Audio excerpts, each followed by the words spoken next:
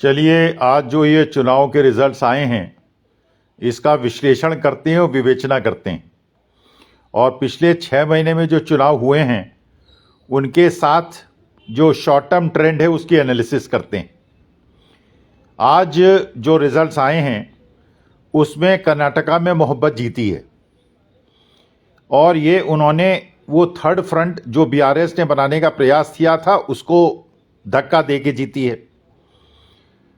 6 महीने पहले जो चुनाव हुए थे कर्नाटका हिमाचल प्रदेश के, हिमाचल प्रदेश की सरकार कांग्रेस ने बीजेपी से छीनी थी और कर्नाटका की सरकार भी कांग्रेस ने बीजेपी से छीनी थी।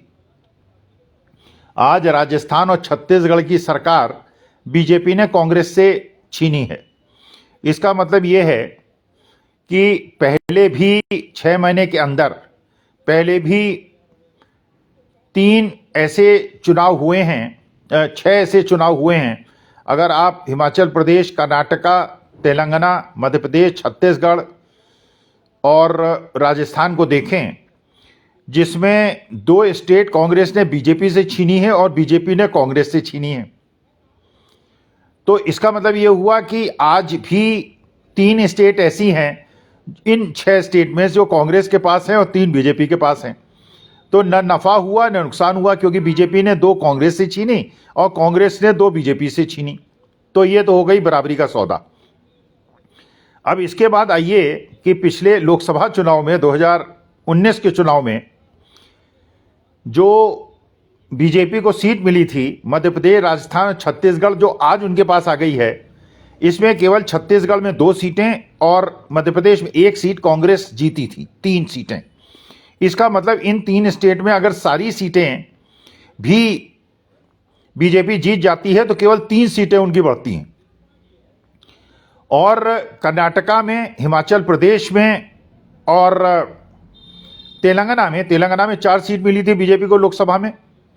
कर्नाटका में करीब 25 सीटें मिली थी और हिमाचल प्रदेश में 4 सीटें मिली थी। तो 25, 4, 29 और 4, 33 सीटें मिली थी।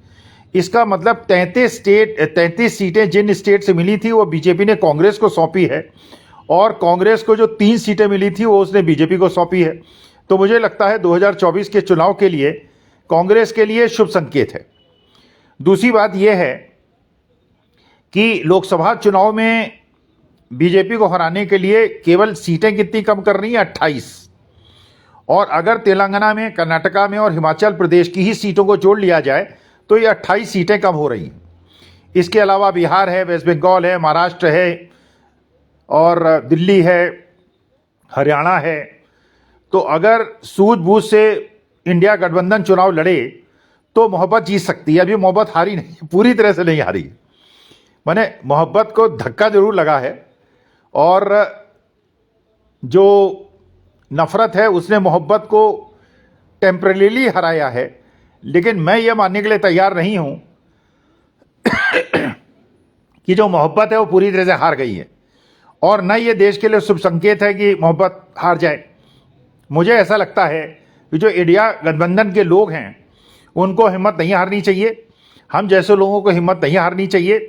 देश को एकजुट करने के लिए, देश को मोहब्बत के पाथ पे आगे ले जाने के लिए, हिंदू, मुसलमान, सिख, ईसाई की एकता को कायम करने के लिए और आपसी सद्भाव और संभाव को बढ़ाने के लिए, बच्चों को नौकरी दिलाने के लिए, महंगाई को कम करने के लिए और किसानों को एमएसपी देने के लिए जो हमारी मूलभूत आवश्यकता है, उनकी आवश्यकता है। अग्निवीर को ख़त्म करने के लिए, केवल पूंजीवादियों को आगे बढ़ाने के लिए जो हो रहा है उसका विरोध करना चाहिए और देश की एकता, अखंडता के लिए काम करना चाहिए।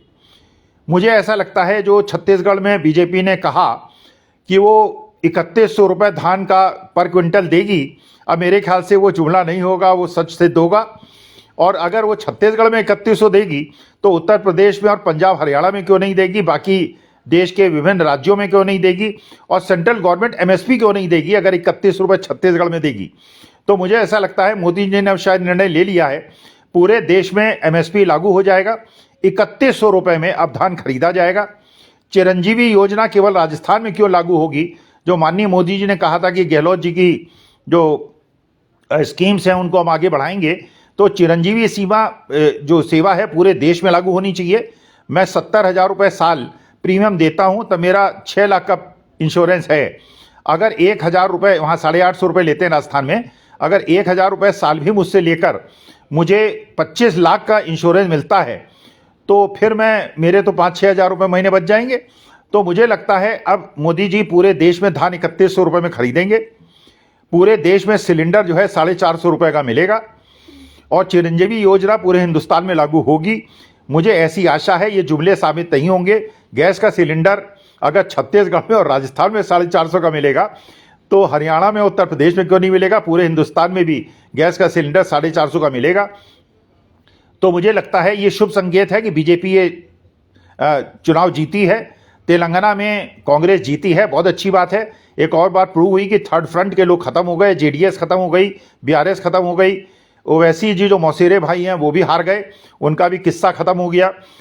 तो अब जो है इंडिया गठबंधन के बीच में और बीजेपी के बीच में युद्ध है, और बीजेपी ने जो वादे छत्तीसगढ़ और राजस्थान के लिए किए हैं उनको पूरे देश में लागू करेंगे। सेंट्रल स्कीम लाएंगे, अग्निवीर हटाएंगे, और जो चिरंजीवी योजना है वो लागू करेंगे। 3100 में धान खरीदेंगे और गैस सिलेंडर पूरे देश को 450 में दिलाएंगे। ये मुझे आशा है, यशस्वी प्रधानमंत्री, माननीय प्रधानमंत्री देश के, उनसे मुझे आशा है इस शिक्षक, एक निर्धन ब्राह्मण का वो मान रखेंगे, और जो चीज़ उन्होंने वादा किया है राजस्थान और छत्तीसगढ़ में केवल वहीं लागू नहीं होगा। और ये जो नारी कल्याण कौन सा एक जो वहाँ के मामा जी देते हैं मध्य प्रदेश वाले, ये पूरे देश की महिलाओं को मिलेगा, क्योंकि केवल मध्य प्रदेश में क्यों मिले, बाकी देश में क्यों ना मिले। तो ये नेशनल स्कीम्स बन जानी चाहिए और पूरे देश में सबको इन स्कीम्स का फ़ायदा मिलना चाहिए। और छत्तीसगढ़ सरकार ने, जो वहाँ की जनता है, उनको मैं बधाई देता हूँ कि उन्होंने 3100 के धान को न्यौछावर कर दिया, और उसके बाद उन्होंने ये निर्णय लिया कि नहीं, हमें 3100 का धान नहीं चाहिए, हमको जो है वो मोदी जी की बात का विश्वास है। राजस्थान वालों ने जो चिरंजीवी योजना थी, वैसे मोदी जी ने कहा उसको आगे रखेंगे चालू, पूरे हिंदुस्तान में लागू करें, पूरे हिंदुस्तान में 450 का सिलेंडर दें, और ये बहुत अच्छे वादे किए थे मोदी जी ने। और इंडिया गठबंधन को अभी जो ये तेलंगाना में जीत हुई है, जहाँ पे 17 सीटें थी और कांग्रेस बिल्कुल ख़त्म हो गई थी, इसका माने साउथ इंडिया ने जो नफ़रत है उसको ताला लगा के उसको चाबी को तालाब में फेंक दिया है। हम गोबर पट्टी वालों में अभी लगता है 6 महीने लगेंगे समझने में, लेकिन देश जो है मुझे लगता है इस चीज़ से सबक लेगा कि 6 महीने के अंदर जब नेक्स्ट लोकसभा के चुनाव होंगे, उसके पहले जो वादे छत्तीसगढ़ में और राजस्थान और मध्य प्रदेश में बीजेपी ने किए हैं, मुझे लगता है पूरे देश में वो लागू करेंगे, पूरे देश की जनता को फ़ायदा होगा और हम लोग भी लाभान्वित होंगे। सीनियर सिटीजन को जो 50% का रेलवे डिस्काउंट मिलता है वो मिलेगा, और जो मुफ्त अनाज योजना है वो हम लोगों को न दी जाए। ऐसा ना हो ये स्थिति देश की आ जाए कि 2-4 लोगों को छोड़कर सबको मुफ्त अनाज देना पड़े। हम लोगों को रोज़गार दे दिया जाए, उद्योग धंधे चलने दिए जाएं, राम मंदिर बने, हम लोग जाके वहाँ पूजा पाठ करें, और लेकिन जो मंदिर बने उसके साथ साथ कुछ इंडस्ट्रीज भी लगें, जिससे मेरे बच्चों को और मेरे छात्रों को नौकरी मिले, क्योंकि नौकरी भी आवश्यक है, पूजा पाठ भी आवश्यक है, सनातन धर्म भी आवश्यक है, लेकिन पेट पूजा भी आवश्यक है। तो मेरा निवेदन है कि माननीय मोदी जी जो उन्होंने वादे किए थे और वहाँ जाके घोषणा पत्र जारी किए थे, उसको केवल राजस्थान, छत्तीसगढ़, मध्य प्रदेश में लागू न करें। पूरे लाडली बहन योजना जो थी, जो मध्य प्रदेश में थी, वो पूरे हिंदुस्तान की औरतों को 1200, 1500, 3000 जो मामा जी कह रहे थे, वो 3000 बढ़ा के पूरे देश की महिलाओं को दिया जाए, और जिससे हर घर में पैसा पहुँचे। और बहुत बहुत बधाई वहाँ पे कांग्रेस की जो जीत हुई तेलंगाना में, और जो कर्नाटका में वो जीते थे, हिमाचल प्रदेश में जीते थे, और जो मध्य प्रदेश, छत्तीसगढ़ में और राजस्थान में बीजेपी जीती है, उसकी भी बहुत बहुत बधाई।